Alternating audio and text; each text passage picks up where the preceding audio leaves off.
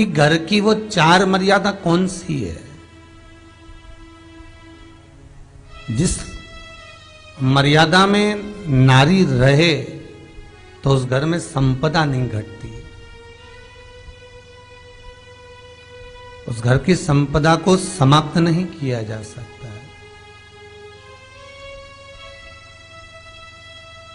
4 मर्यादा माता लक्ष्मी, मां सरस्वती के सामने माता पार्वती जी से पूछ रही है।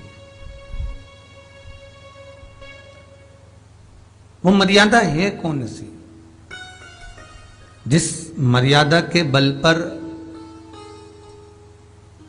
एक जो घर बसता है, घर जो बसाया जाता है, उस घर में सुख, सौभाग्य, संपदा, सत्ता, वैभव, प्रतिष्ठा, यश, कीर्ति, आरोग्यता, ये सब वहां रहे।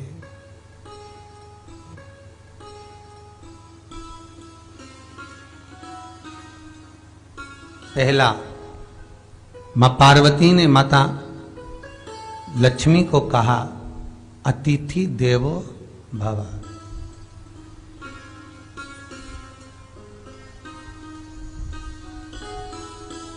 हमारे दरवाजे पर जब कोई अतिथि आए, हमारे दरवाजे पर कोई मेहमान आए, तो हम उसका आदर करें।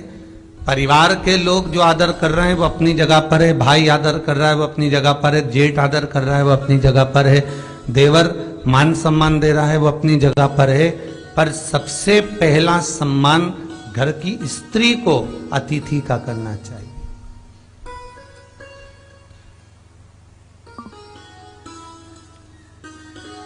सास के मेहमान आ गए, पहचान वाले, बहुवन मालूम पड़े अपने कमरे में बैठी हुई है। मेहमानों ने आकर पूछ लिया, क्यों बहू नहीं दिख रही? बस आ रही होगी। सास गई, रसोई घर में से पानी लाकर पिला दिया।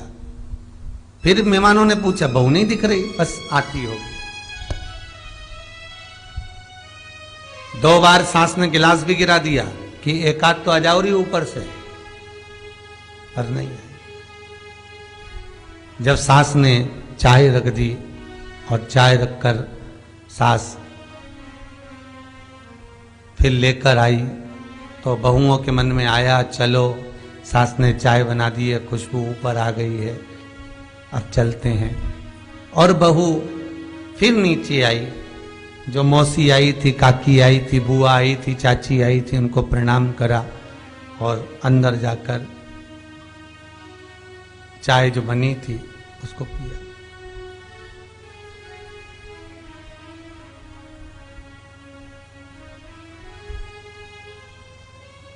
एक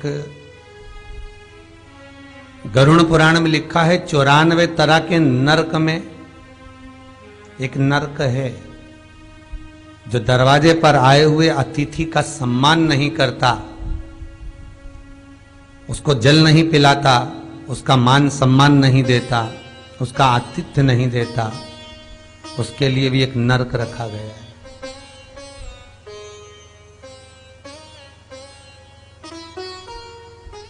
हजारों नरकों में एक नरक वो भी है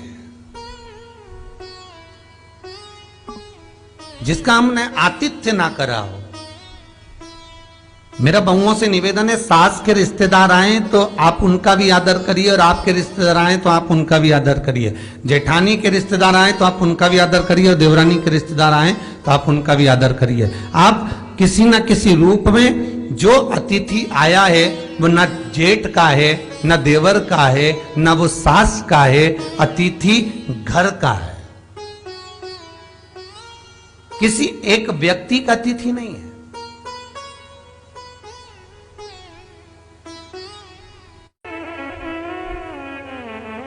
बड़ी बहू सोचे कि मैं घर की बड़ी, बड़े परिवार की, मेरे पास में बहुत धन दौलत, मैं काहे को गिनूं किसी मेहमान को।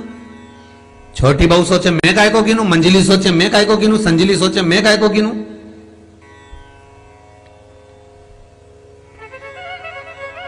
तुम्हारे माँ बाप आए, सास अगर तुम्हारे पिता से, तुम्हारी माता से बात ना करे, देवरानी बात ना करे, जेठानी बात ना करे, तो तुम्हें कैसा लगेगा? कि तुम्हारे माँ बाप आए और किसी ने सम्मान नहीं करा, उसी तरह सास के रिश्तेदार आए, तुम सम्मान नहीं करोगी तो उसको कैसा लगेगा। फिर तुम्हारे घर के आए वो सम्मान ना करे तो तुम्हें कैसा लगेगा। आतिथ्य, घर में कोई भी आए वो सबके लिए। दूसरा क्रम बताया,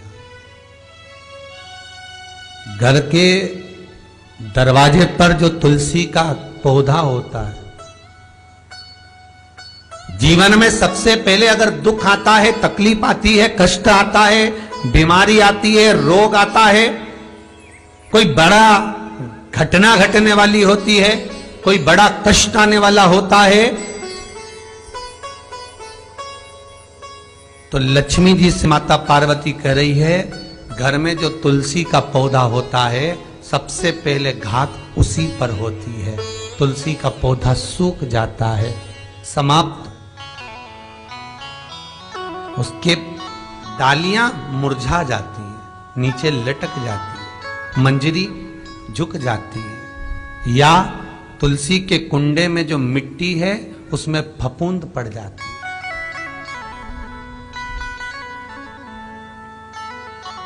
कितना सुंदर बात कही है महाराज। तुलसी के क्यारे में, पद्म पुराण, तुलसी के क्यारे में जो हम जल डालते हैं, वो जल हमने जब डाला और वो जल अगर नीचे गिर रहा है, उसका भी दोष वर्णन है महाराज, उसका भी दोष हमारे शास्त्रों में वर्णित किया गया। तुलसी के क्यारे में अगर जल डाल रहे हैं और वो जल जमीन पर बह रहा है, गिर रहा है, उसका भी दोष है।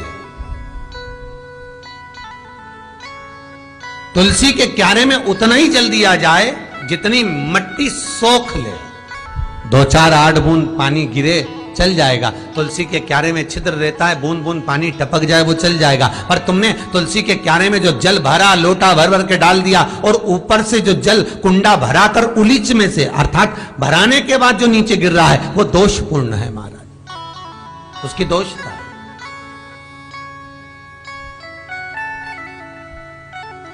वो दोष देने वाला।